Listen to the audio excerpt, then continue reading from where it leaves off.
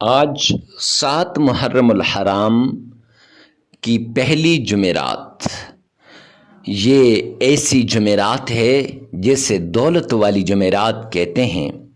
وہ بابرکت ساعتیں، وہ بابرکت گھڑیاں جن سے آپ کی مشکلات دور ہو جائیں گی۔ ان عظیم ساعتوں کے اندر، ان عظیم گھڑیوں کے اندر آپ سورہ انشراح کا یہ والا عمل کر لیں، اس سے آپ کی مشکلات دور ہو جائے گی، آپ کی تکالیفیں ختم ہو جائیں گی۔ اور ایک دن کا یہ عمل ہے، اس عمل سے ذاتی گھر، گاڑی، دولت، مال، پیسہ سب کچھ آپ کے قدموں میں آ جائے گا۔ ہر انسان کی یہ خواہش ہوتی ہے کہ اس کی مشکلات دور ہو جائیں، اس کا مقدر جاگ اٹھے، اس کا نصیب جاگ اٹھے اور اس کے مقدر بدل جائے، نصیب بدل جائے، اس کے حالات بدل جائیں، اس کے پاس مال و دولت آ جائے، وہ بھی اچھی پرسکون زندگی گزار سکے۔ تو اسے چاہیے کہ اس عمل کو کرے۔ یہ عمل سال میں صرف ایک بار کیا جا سکتا ہے۔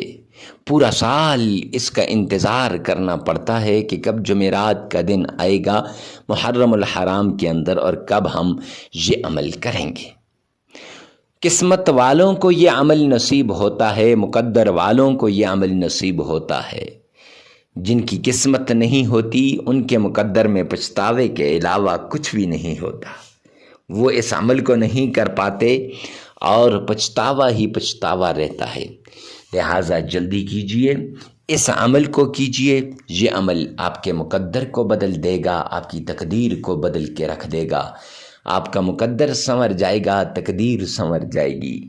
تو اپنے مقدر کو بدلنے کے لیے، اپنی تقدیر کو بدلنے کے لیے سورہ انشراح کا یہ نایاب عمل آپ کیجئے۔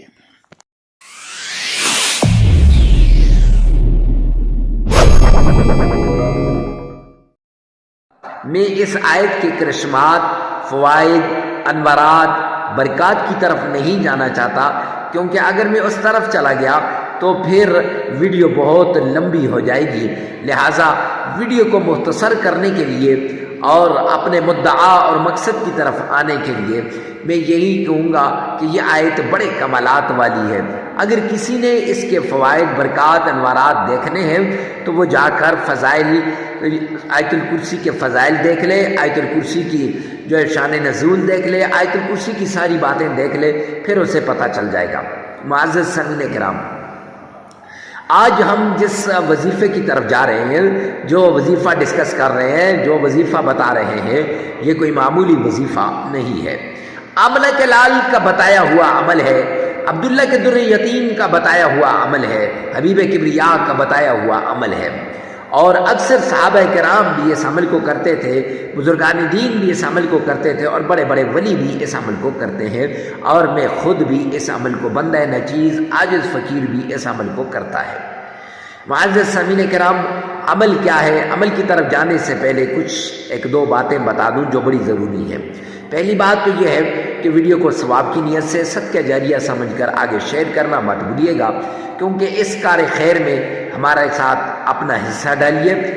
ہو سکتا ہے کہ کوئی اس پر عمل کر دے، کوئی بھائی بہن مشکل میں ہو، اس کی مشکل دور ہو جائے، اس کی تکلیف ختم ہو جائے، تو ہماری اور آپ کی دنیا اور آخرت دونوں بن جائے گی۔ معزز سامعین کرام، تو سب سے پہلی بات تو یہ ہے کہ آپ نے کچھ شرائط ہے نا، ہر دعا کے قبول ہونے کی، ہر وظیفے کے قبول ہونے کی، اور ہر چیز کے قبولیت کے لیے کچھ شرائط ہوتی ہیں۔ تو عبادات کے قبولیت کے لیے، تسبیحات کی قبولیت کے لیے، دعاؤں کی قبولیت کے لیے، اور اس وظیفے کی قبولیت کے لیے یہ شرطیں ہیں کچھ۔ پہلی شرط یہ ہے کہ آپ کا کھانا، پینا، پہننا سب کچھ حلال ہونا چاہیے۔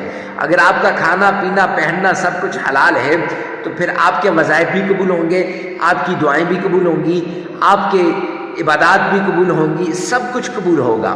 لیکن اگر آپ کا کھانا، پینا، پہننا یہ حرام کا ہے تو رب کائنات کی قسم ساری رات مصلی پہ کھڑے رہو تب بھی آپ کی دعا قبول نہیں ہوگی۔ سارا دن اللہ کے سامنے روزے میں رہو، قرآن پڑھتے رہو، ایک پاؤں پر کھڑے ہو کر قرآن پڑھو، تب بھی قرآن پاک قبول نہیں، عبادات بھی قبول نہیں۔ حرام کا ایک لقمہ آپ کے حلق کے اندر چلا گیا تو نہ آپ کی دعا قبول ہے، نہ آپ کا وظیفہ قبول ہے، نہ آپ کی عبادات قبول ہیں۔ لہٰذا وظائف، عبادات اور جو ہے دعاؤں کی قبولیت کے لیے سب سے بڑی شرط حلال کمانا ہے اور 5 وقت کا نمازی بننا ہے۔ اگر آپ 5 وقت کے نمازی ہیں، رب کائنات کی قسم میرا اللہ آپ کی مشکلات کو دور کر دے گا، آپ کی تکلیفوں کو دور کر دے گا، آپ کی ٹینشنوں کو دور کر دے گا۔ اگر آپ کی نماز رہ جاتی ہے تو آپ بعد میں اس کو ادا کر لیں۔ 5 وقت کی نماز پڑھنا بہت ضروری ہے، کیونکہ یہ فرض بھی ہے اور ضروری بھی ہے۔ اور اس کے ساتھ ساتھ آپ تنہائی میں وظیفہ کریں، آپ اکیلے میں عبادت کریں، آپ اکیلے میں اپنے رب کو پکاریں، آپ ایسی جگہ جہاں کوئی آپ کو ڈسٹرب کرنے والا نہ ہو۔ اکثر ہوتا یوں ہے کہ آپ اپنے پاس تسبیح پکڑ لیتے ہیں، معاشرے میں بیٹھ جاتے ہیں کسی ایسی جگہ میں جہاں 2-4 باتیں کر رہے ہوں، تو ایسی جگہ بیٹھ جاتے ہیں اور پھر وظیفہ کرنا شروع کر دیتے ہیں، تو وہ وظیفہ پھر اثر انداز نہیں ہوتا۔ لہٰذا آپ سے گزارش ہے کہ تنہائی میں، اکیلے میں آپ نے وظیفہ کرنا ہے۔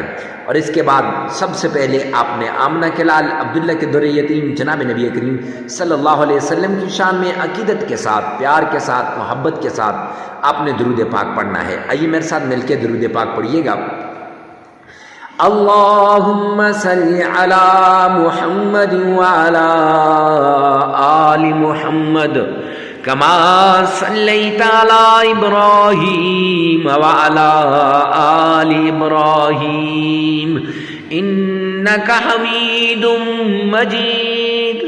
اللہم بارک علی محمد وعلى آل محمد كما باركت على إبراهيم وعلى آل إبراهيم إنك حميد مجيد۔ یہ درود پاک آپ نے پڑھنا ہے۔